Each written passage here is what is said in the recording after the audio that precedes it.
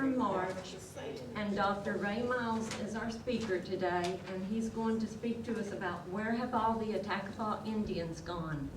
Before we begin, in fact, before I introduce him further, I'd like to remind you to either turn off your cell phones or put them on vibrate.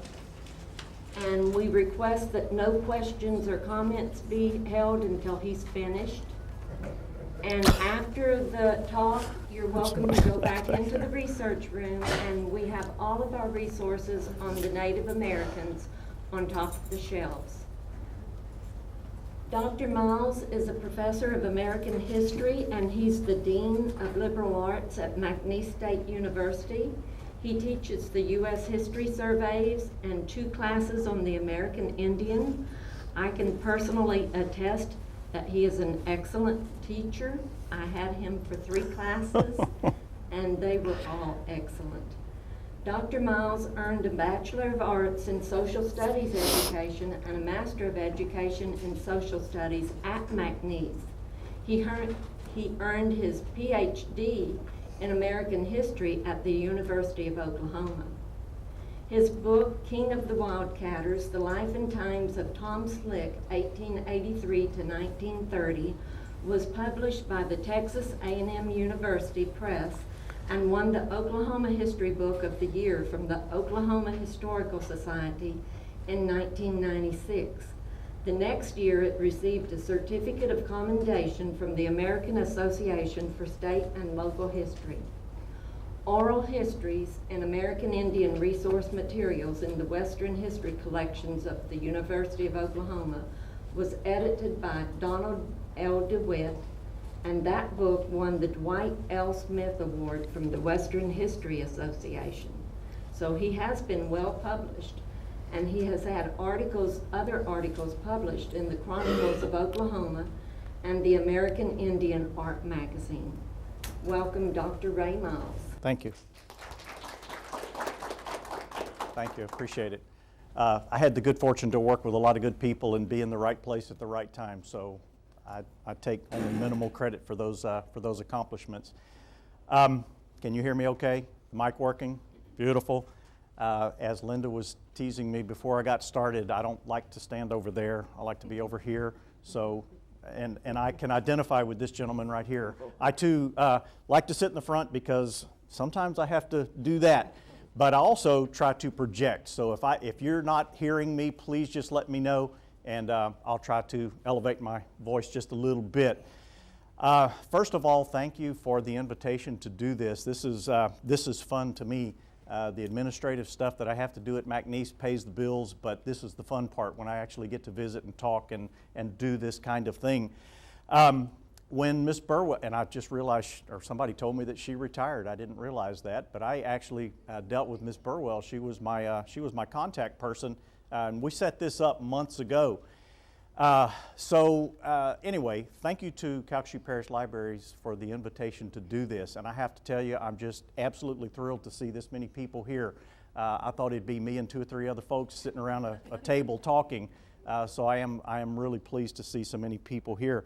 I have to modify the topic that Ms. Gill said a little bit because Ms. Burwell actually gave me a little bit of latitude in what I wanted to talk about. And she said, well, you know, people want to do genealogy and that sort of thing. Well, I don't do genealogy, so I don't know that I would be able to help you that much. But what I thought I would talk about is this topic right here, Recovering American Indian Histories. Or you might also read that Recovering American Indian Identities. And I want to look at the Attakapa as kind of a case study. I think that they have some interesting things that can make use of some of the resources that are available.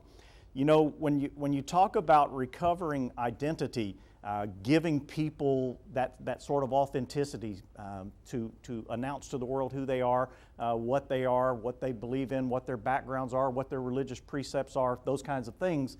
That is a very important thing for sustaining people, and so that they understand who they are and their place in the larger world.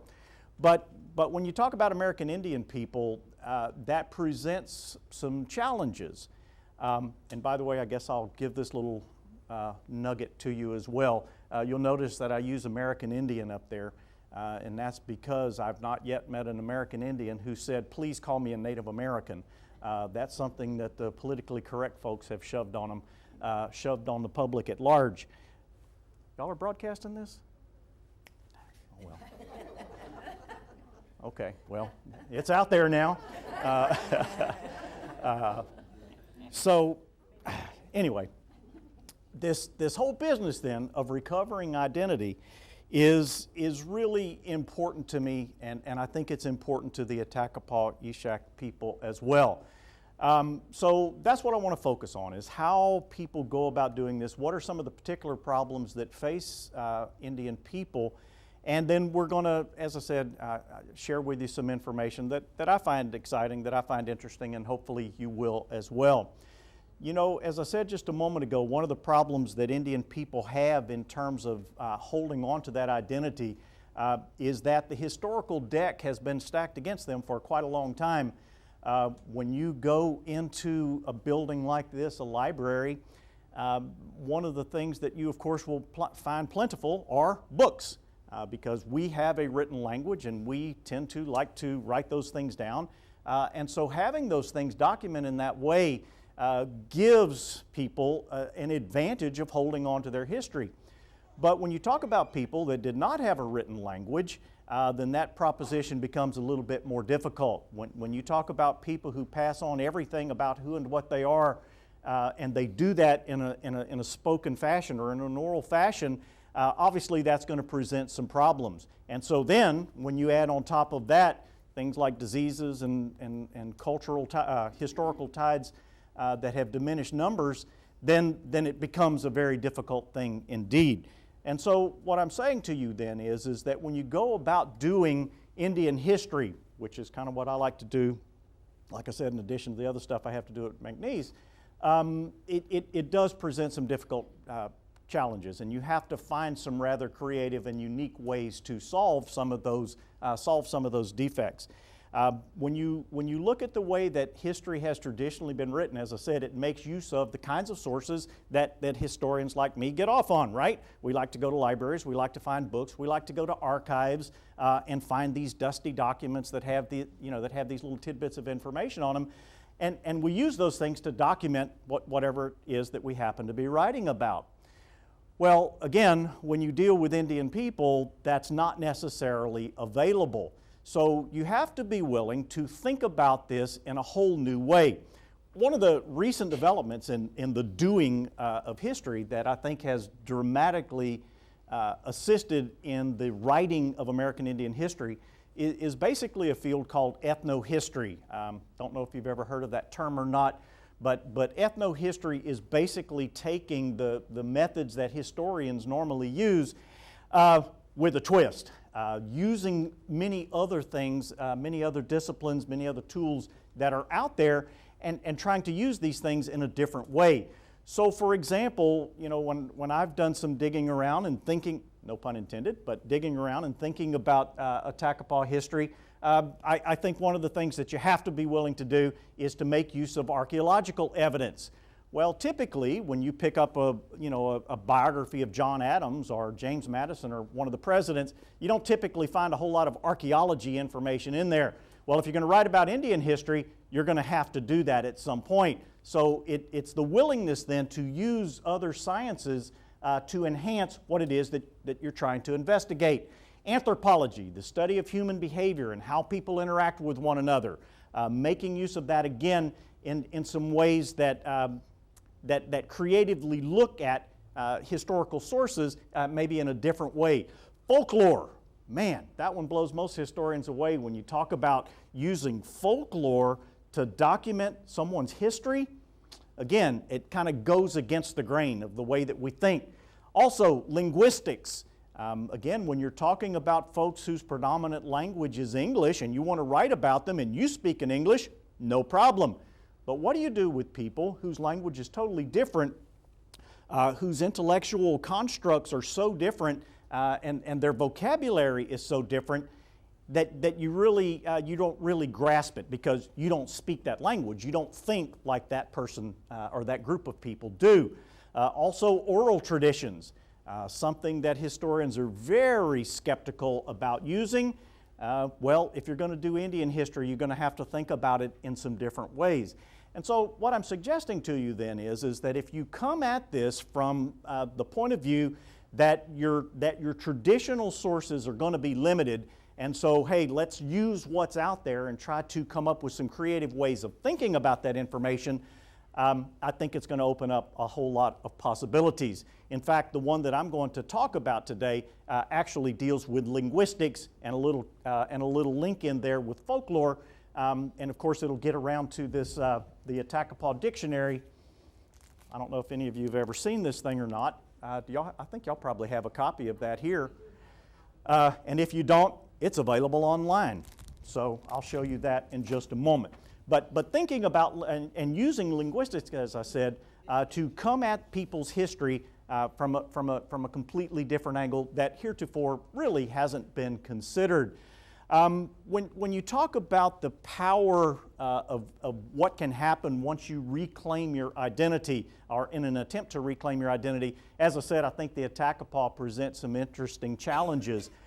Probably everyone in this room, what I have up on the screen there is not a surprise to you. You already know that, that the name of this group originally derived from a Choctaw language that basically translated as man-eater, or for a single word, it would basically be cannibal. I think you possibly also realize that this is not a new phenomenon. These explorers would come up on people and they would interact with those people, and then they'd take one by the arm and say, "Who are those guys?" Well, typically, it wasn't always flattering.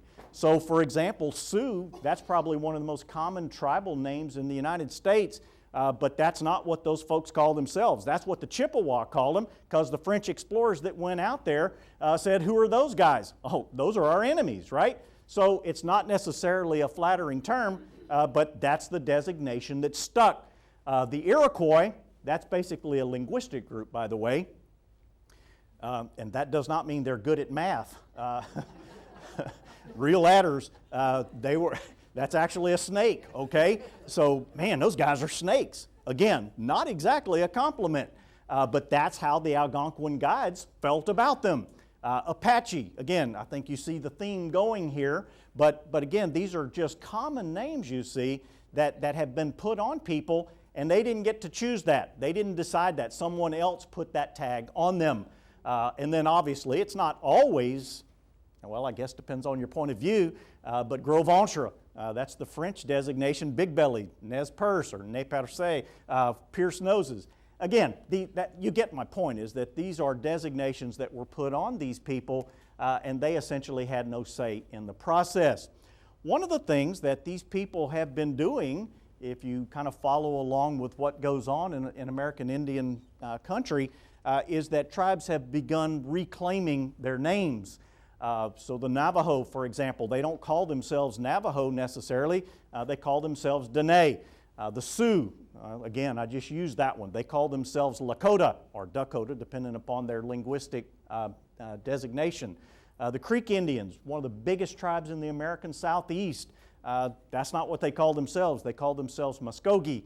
The Chippewa, probably one of the largest groups of Indians in the entire North American continent. These guys spread out all over the Northeast and Canada. Well, that's not what they call themselves. They call themselves Anishinaabe. And again, I think you get my point here. These people now are reclaiming their own identity by taking back their names. One of the things that may surprise you is that as you look at these names that these folks have for themselves, at least I think it's interesting, is that these names, almost all of them, mean the people. It is a suggestion, you see, that these people hold themselves as central. They're not enemies, they're not marginal, they're not snakes, they're the people. And so virtually every one of those names that you see in red, that's roughly how that name translates, is the people, or something very, very close to that sort of designation. So once again, we go back to the Attakapa example, and so then how could people reclaim that identity and get the name that belongs to them? Well, This, as I said, is a difficult proposition to overcome, or at least it has been historically, because from the very beginning, that name stuck. I dare say, in fact, I'll lay down this challenge, and if you can find the exception to it, please let me know. But any book you ever pick up on Louisiana history, doesn't matter who wrote it, doesn't matter when it was written, well, nothing last year, but in the past, they could not say Attakapa without also telling you in the same sentence that they were cannibals, okay? That's just the way it was written. So, it goes all the way back. Check it out. I want to do it the old-fashioned way. Right there, okay? You can see that the earliest maps of Louisiana dating back to 1718. Anthropophage means what?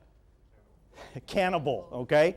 And if that's bad enough, they're also, I mean, if you read the whole arc across here, Indians, anthropophage, the wandering people, the cannibals, okay?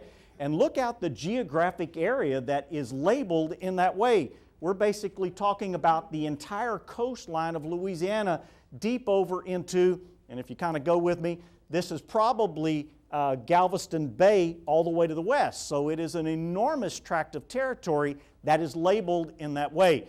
Well, what's the purpose of doing this? Well, there are some good historical reasons for doing it, right?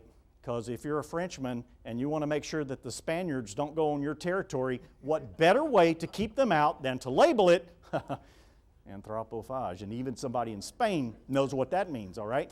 So again, my point to you is that this is a problem, or this designation, this identity designation, has gone back centuries, okay? And so then from the very beginning, it has been in place. When you also talk about what this means then, it says certain things. Every culture is reviled by the notion that someone is a cannibal.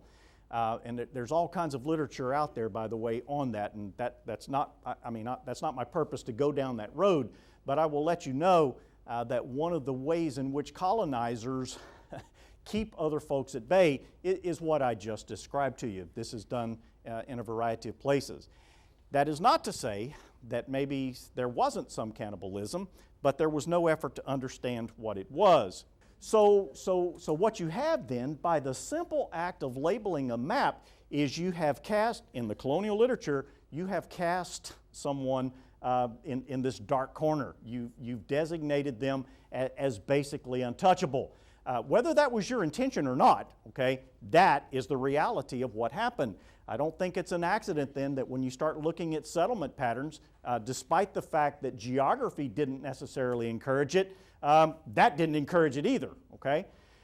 Some of the first visitors that came here also helped shape some of the early images and some of the early ideas about who the Attakapa were.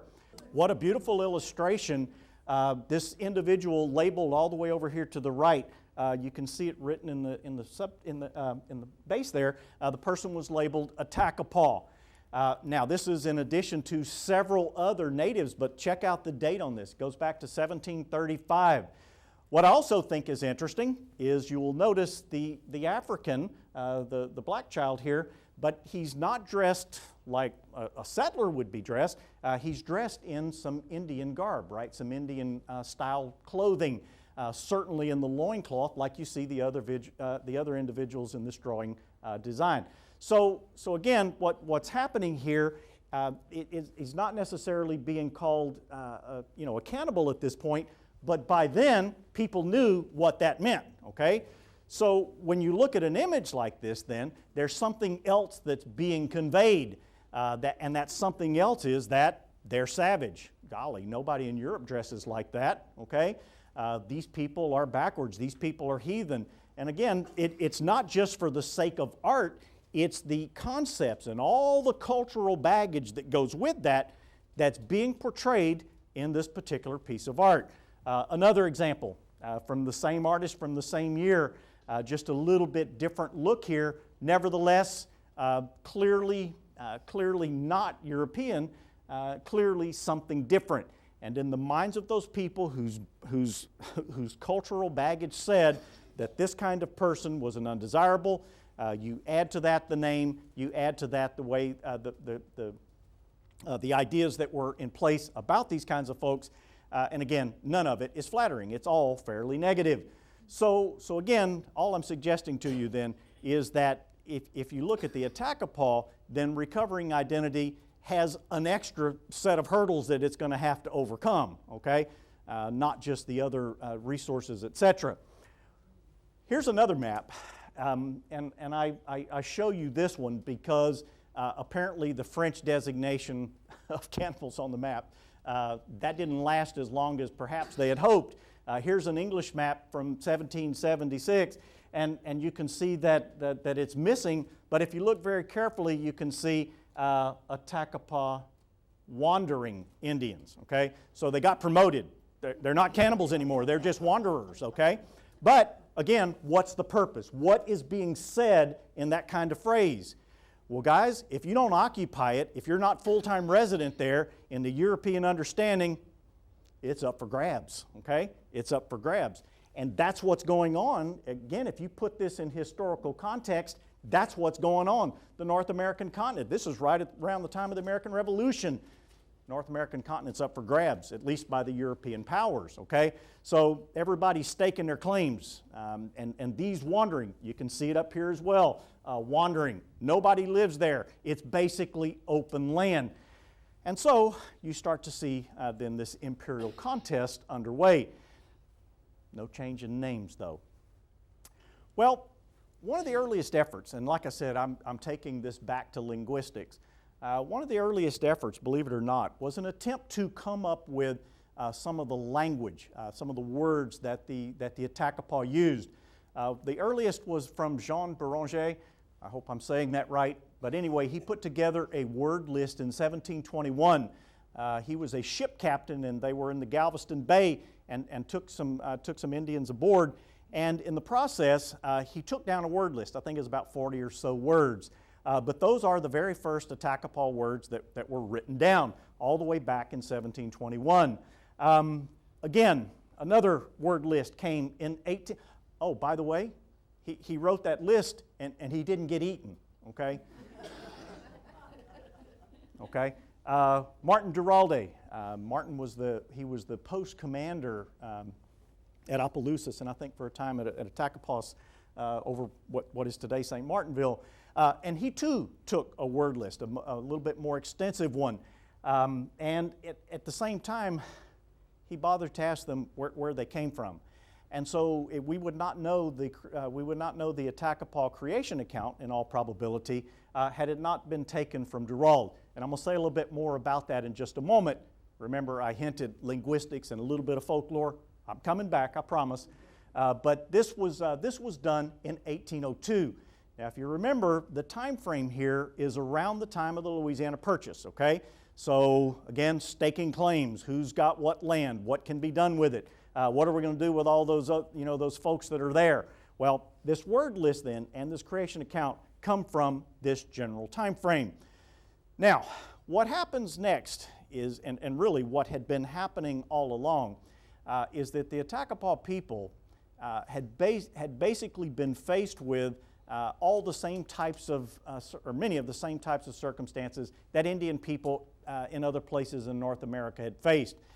Pressures for the land, destruction brought about by disease, pressures, as I said, not just for the land, but also to intermarry and whatever things might come from that, whatever kind of access to land and resources might come from that. So what I'm getting at then is that the Attakapa people were doing what other native people had to do, and that is they had to survive as best they could. And if that meant marrying out of the tribe, why then that's just what it meant.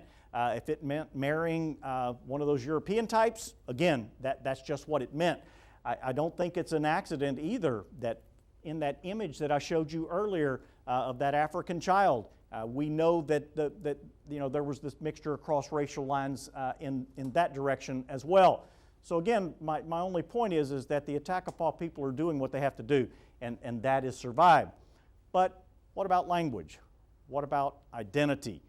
Well, believe it or not, the next time that anyone made any sort of sustained effort to keep up with and find out more about the Attakapa language didn't happen until about 1885 when a man named Albert Gatschet came to Lake Charles, believe it or not. Came to Lake Charles, and he visited with people that were identified as Attakapa people. And perhaps the most important thing that came out of this, besides the basis for that dictionary that I showed you just a moment ago, was that Gatschet said, wait, Attakapa is a Choctaw word. What do you guys call yourself? And that's when they discovered, or was learned in a wider circle, of course the Attakapa people knew this all along, was that they called themselves Ishak or Ishak.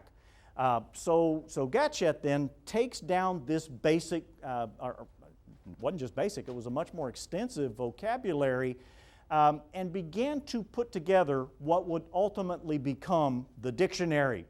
I would suggest to you that if you are interested in doing genealogy, this is a good place to start. Yeah, a dictionary. I know that sounds weird, but in that dictionary, he listed the people that were known Attakapa, okay? People that were on in general public knowledge and regarded by the government as Attakapa people. He names them, okay? And there weren't many. There's only like 10 or so, I think, in that dictionary. But those are the people. And please, don't misunderstand me. He did not go knocking on every door, in every backwood cabin from here to Galveston to say, are you Attakapa? These are the people that were identified to him, and so those are the names that he gave, okay? Anyway, 1885. He interviews these people. By the way, he worked for the Bureau of American Ethnology, if that means anything to you. But it's pretty good for a geek like me because I know that if he worked for the government, he put his stuff somewhere because those notes he took was government property, right? So I know that stuff existed somewhere. And I had the good fortune to go to Washington, D.C. And look at Dr. Gatschet's papers, and it really is quite a bit of information, but interestingly, most of it actually turns up in the dictionary. He died. Gatschet died. He went back to Washington, D.C. He's working on other projects. He worked with several other tribes getting their tribal language written down. And then he passed away. And the papers kind of fell into the hands of another person who worked at the Bureau of American Ethnology, a man by the name of John Swanton. John Swanton is also a linguist, like Gatschet was. They were linguists. And so they're interested in all these, the marks that you put over letters and prefixes and suffixes and all that kind of linguistic jargon. I'm not a linguist, so I can't tell you what half of that stuff means. But these two guys understood it, and they made extensive notes. Swanton picks up what he gets from Gatschet, and he comes back to Lake Charles, 1907, 1908. During his visit, he tried to find the same people that Gatschet talked to. I don't know if he expected their memory to be better or what, but anyway, he tries to find the same people, and he didn't find them. He didn't find the same ones. Again, this is 1885 to 1907, 1908. So as you might expect, some of these people, they were quite elderly when he visited with them, when Gatschet visited them, and so the same people were not there.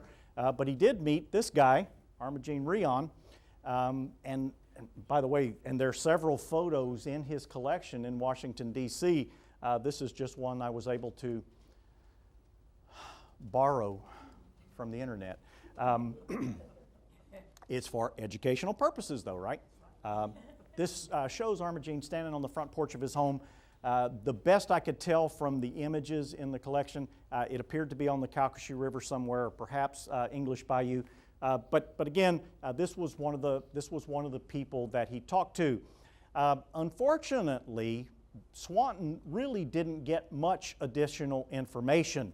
He picked up a couple of names of some people that lived in the Beaumont area. He picked up kind of that elusive clue that maybe some people up in Oklahoma, the Indian Territory, that maybe there were some Attakapa people up there. He also picked up the tidbit that over to the east of here somewhere, down in South Louisiana, there were supposedly some Attakapa over there somewhere. but nothing definitive. Didn't really have any names, but at least the prospect that maybe something could be done. Well, as I said, Swanton really doesn't, he really doesn't collect any real new information, but he did write a couple of articles. For a language that's no longer spoken, there's probably more articles written about the Attakapa than any other group I know of. There's probably no fewer than 6 scholarly articles on the Attakapa language and what it's connected to, and linguistically how it's connected to the Muskegans, and who, all those kinds of hypotheses. Anyway, Swanton eventually gets around. Again, both of these guys are working on other tribal languages as well, and he eventually gets around to publishing the book that I showed you just a moment ago. 1932, he puts together this Attakapa dictionary. You can notice by the cover, he obviously gives Gatchett credit, primary credit, because he did the bulk of the work. But Swanton, too, I think, was a little bit disappointed that less was known. I can tell you, looking the way that they gathered vocabulary, is they basically had notebooks, okay? So they would come, and there would be several pages with animals. Raccoon, what's your word for raccoon?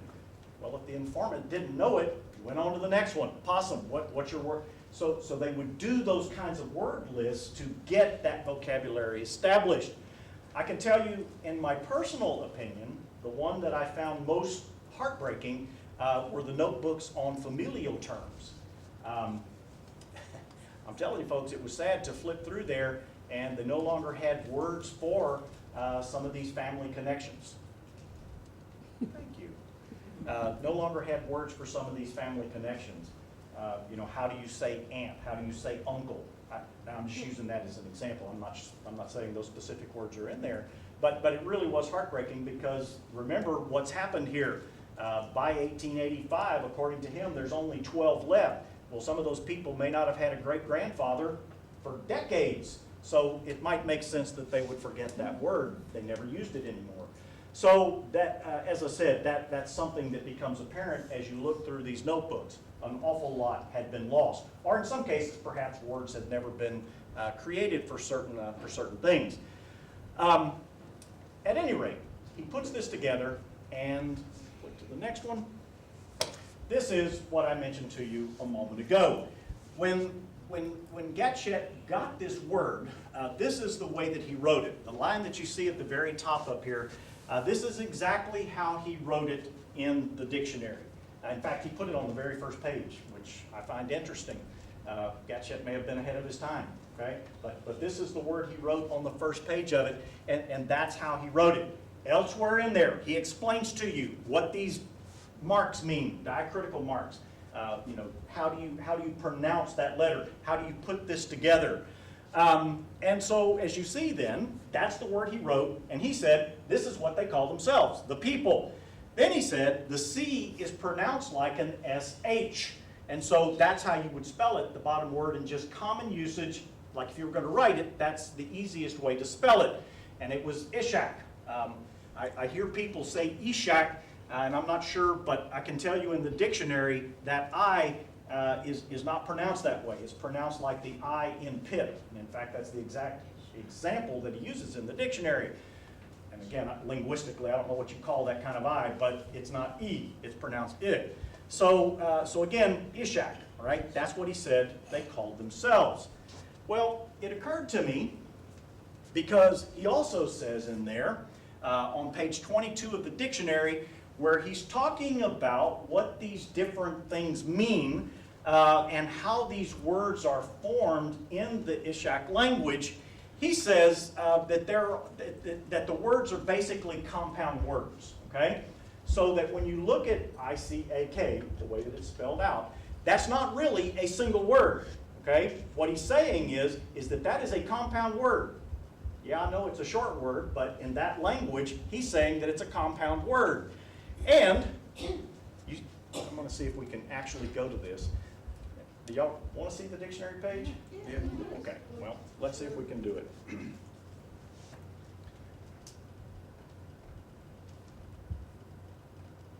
There it goes, okay?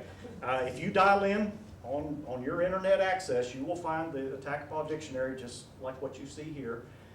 And so now I need to go to, you put your cursor on it, you see how the little hand pops up, and you click it, and it'll bring up the full thing, and then you can scroll through it a page at a time. This is where he explains how the syllables are put together to make a compound word, okay? And so if you look right here, you'll see that first person singular is the letter I, or I, as it would be pronounced in that language, okay? So what that means then is that when you're looking at that word spelled, that first letter is actually technically a syllable, okay? Okay? Then check. Well, if you're not talking about a single person, but you're talking about plural, check it out. First person plural. Anybody see it? You add another letter to it, okay? So you like we would say I, that's first person singular. If you do first person plural, it would be we. So you completely change the spelling of the word. Same principle here. It goes from being the single letter I, now it's got that additional syllable, the C. So the IC combination then is again a syllable. And so what he has just told us then is that the first two letters in the spelling of the name the people is actually something else, okay? It's basically saying we. So what that means then, go with me guys, that means then that the other two letters must mean something else, right? If you're breaking the word apart, the IC means first person plural, so that means one thing. Well, what does the other part of it mean? Well, if you look elsewhere in the dictionary, it means water. I didn't make this up. You can go in the Attakapa dictionary, and the last two letters mean water. Well, again, I think that if you take what Swanton and Gatschet said, and you put it together with a couple of tidbits that you know, and for example then, remember I told you I was going to go back to the folklore, I think this says something. I think that in that creation account that Martin Durall took and basically said, and I'm telling you, this is almost his exact words. He said, they pretend that God brought them out of the water, okay? That's what their creation account was. Incidentally, if you study the creation accounts from virtually every people that's anywhere along the Gulf Coast, they all have land origin or earth origin creation accounts. The Attakapa alone have a water creation account. Their account says they were created out of the water. And so I would submit to you that if you look at this, that yeah, it means the people, okay?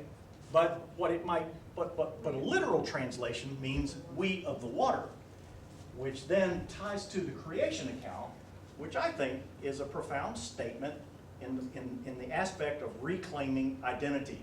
Because not only do you get your name back, but you also get your creation account back, and it validates that story.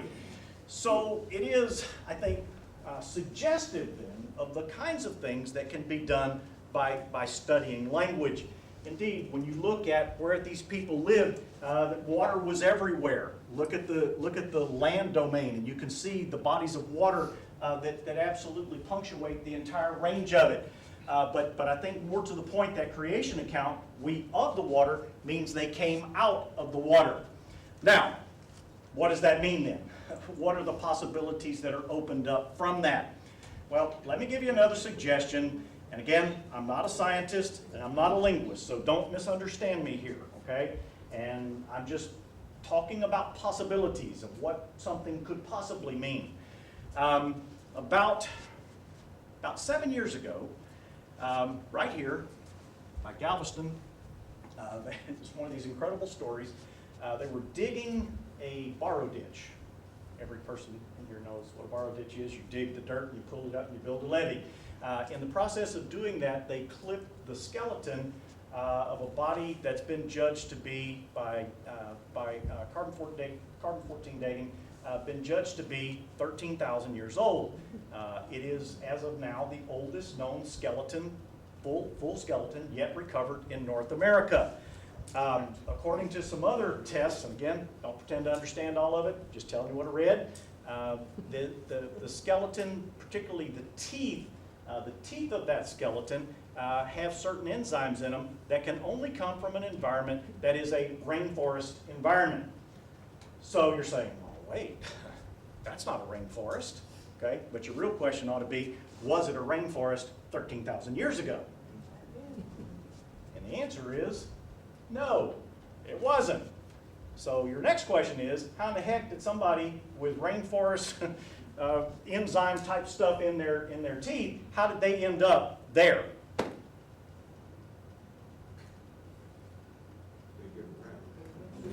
What? Drowned and floated? Floated a mile inland? I don't think so. Is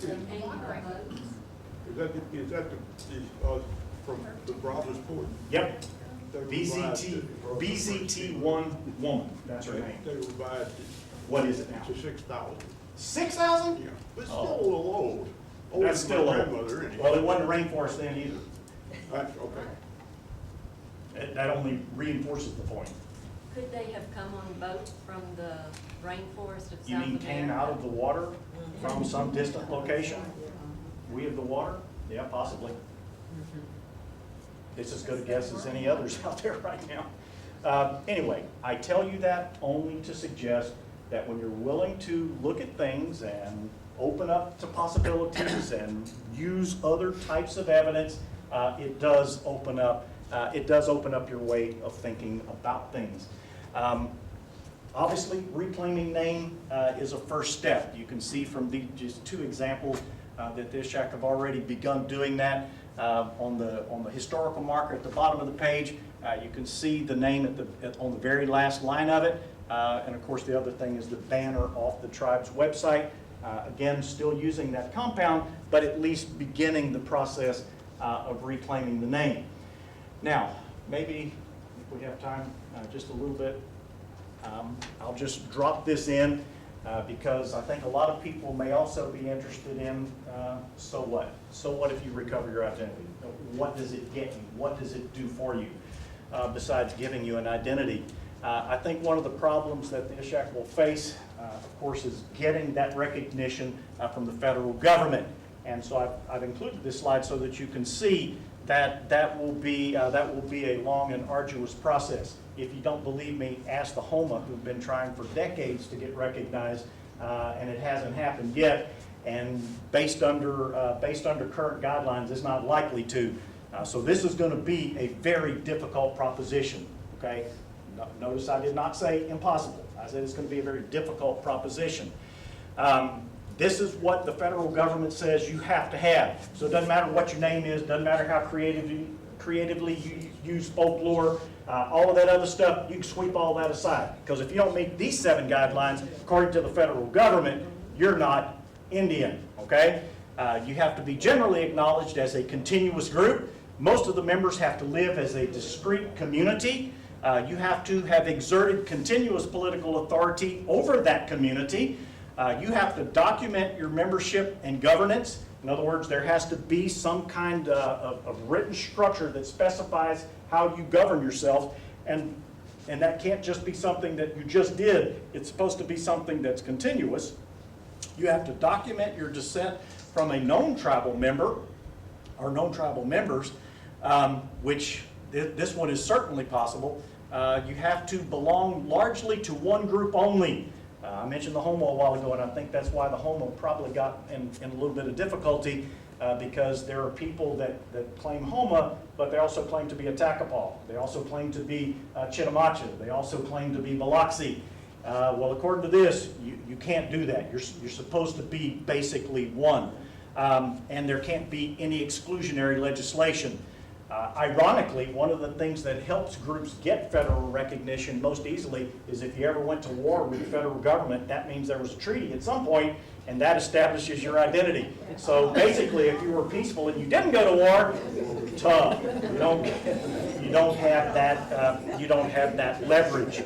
I think the Attakapa Ishak have a much better opportunity at getting state recognition. I don't mean this to sound sort of, well, I won't say it that way. The state of Louisiana, budgetarily, I know you know it's in turmoil right now. Well, so is the Governor's Office of Indian Affairs. Last I heard, the person who was in charge there is no longer there. I have offered to help come up with state guidelines to establish some rationale by which state recognition could be given. And I never heard from him, and of course the guy's gone now, so maybe that's why I didn't hear from him. But anyway, under state guidelines, if you click on this link and go to the governor's office, you will find zero. There are no guidelines according to the state for state recognition. So I think that is in limbo right now, but it is, of course, still ultimately out there as a possibility. At the outset, I said, I don't do genealogy. These ladies that work here can give you all kinds of things, but I would say go back to that dictionary and get those first names, and that will clearly, and those are names that the federal government said those people were Attakapa because they appeared in a government publication by that name. So, questions? Anybody? We have time for questions. Thank you for letting me know that. When did that get revised? The thing called Mossy Grove culture. Yep. Larry Ayton and Charlie Bullock. Ayton was with the U.S. Park Service. Right. And Bullock was a PhD, but he had in something like agriculture, but he was working at archaeology over in Texas and I forgot what his title was, but he was affiliated with the Texas organization, right. The state organization that did protected sites. They produced probably 30 or 40% of the work in the area from the east side of Galveston Bay over to the west side of Sabine Lake. Unfortunately for us, They didn't cross. They didn't cross because we ain't Texas. Right. And they didn't have green cards. But that margin of error is huge. I mean, to go from 13,000 to 6,000? Say, oh yeah, that wasn't, no, 13,000, no, you know, that was kind of a disappointment to a lot of people. But when you say 13. It doesn't matter to me because I don't have a horse in this race. I'm just saying that is a huge margin of error. It matters a whole lot of Clovis first people. They go nuts over that. If you say 13,000 years, they get crazy. Right. I've seen somewhere some documentation of a group that lived up in the north, in the corner of the lake up here, where the old cemetery is. And somebody interviewed them, and there weren't more than 20 people, 30, maybe 15 people in the group. There were some at Indian Bay in Freehand too. Right.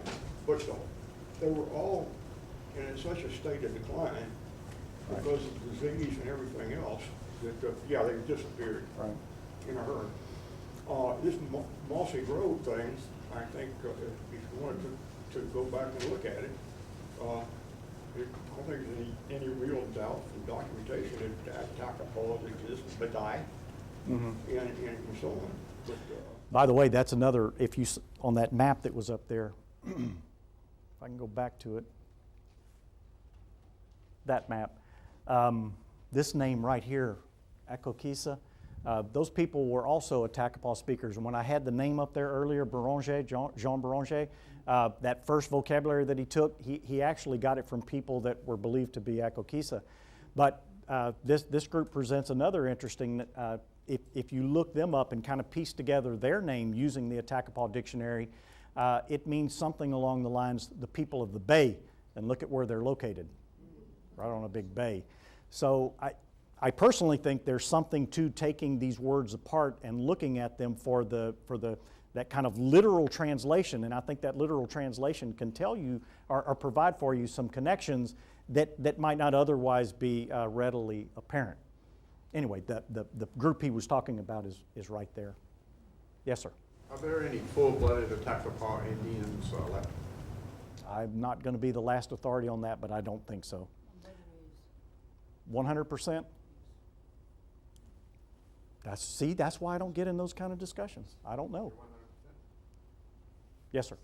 I'm an avocational archaeologist. I've been president of the local club here, been involved in the state, done many excavations with Smithsonian, and done half dozen excavations here through the archaeology club around the lake Right. area, Con Island.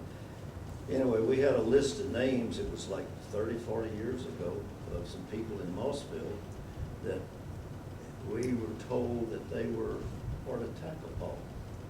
And so we went over to see them, and just about every one of them, you know, we had some of them said they were born over where the 210 bypass bridge comes from Right. in Lockport, which was 1914 was the last Attakapa village, or one of the two of them. Anyway, they didn't want to admit or say they were Attakapa. Right. They said no, they didn't want to have anything to do with that, you know. Well, there's a lot of Couple stigma. them run us out of their houses, you know. Right. They didn't want to be associated, being called an Indian. Just like you had people that, you know, wouldn't teach their kid to speak French Right. for educational reasons and social advancement. Same thing for They Indian were people punished. too. When I was a kid Absolutely. in 1940, 41, started school, anybody speaking French went to the principal. Right, exactly. Same thing, obviously, for Indians as well. It was socially unacceptable in many circles. Another thing on the cannibalism part, one of the excavations we did down below the country club on the Stockwell property, which is now a subdivision in there, we had two burials down there. One of the burials was a bundle burial, it had all the long bones. Right. In other words, what they do is take the arm, leg bones, Right. rib bones, all of it, and they put them in, they take the flesh off of them. Right. And then they put them in, and bundle them up. So we had a bundle burial there. Now, some people consider that some of the Indians, they had what they call a charnel house, where somebody would take the meat off of the bones, and again, it's hearsay type things, that some of that flesh was eaten. But anyway, we found right down there, we had one bundle burial. Dr. Mackey and I were digging in one square, and we had, the body was in a fetal position, Right. or flex position. We had the arm and the complete skull, had the mandible with all the teeth, everything, you know. Yeah. Yes, sir. I guess it sometimes kind of bothers me, the business of the C being SH. Since Attakapa didn't have a written language, and the person being interviewed didn't say, well, it's C, but it's pronounced as SH. He didn't say that. No, he didn't at say all. it that way. No, why go to that complication? Why didn't they just put down SH when he wrote it down? Can't answer I that. mean, you know, Linguists just do that. adds mystery to it. Yeah.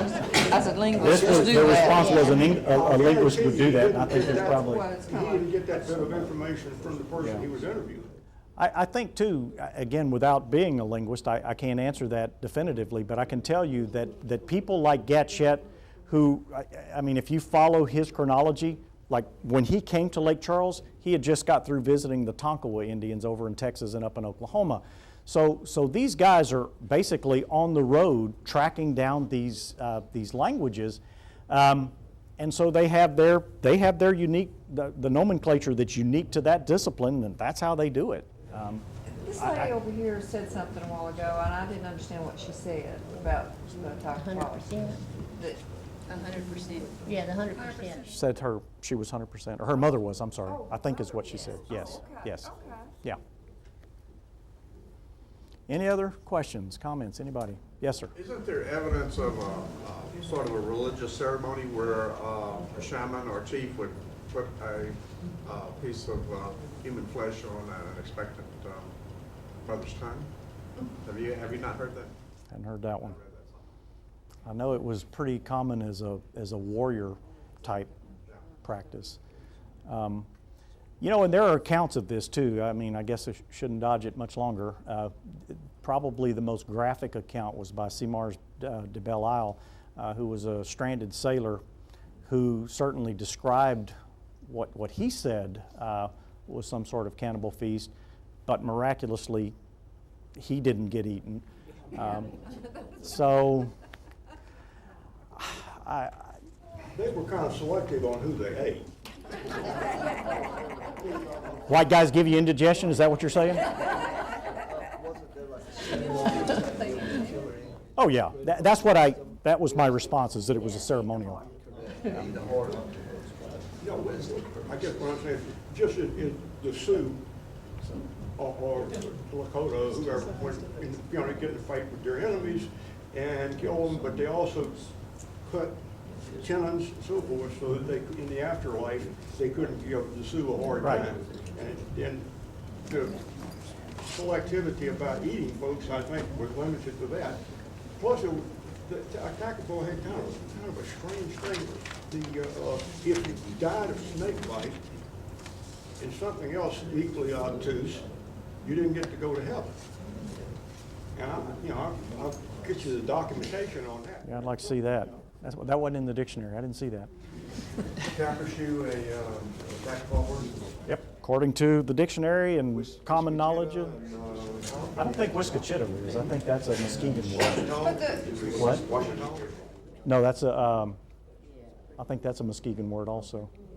the government doesn't deny that there was an Attakapa tribe. It's just that you can't prove that you had that lineage. Is that what you're saying? Because it did say that there was an Attakapa language. I mean. Yeah, no. I'm not saying they denied the existence of a tribe. Okay, it's just that you can't prove. What I'm saying is that now the federal government has a formal, highly specified process that you must go through. They're not saying the Attakapa never existed. What they're saying is that you can't be recognized, and that is a very specific word. Thank you for coming. I appreciate it very much.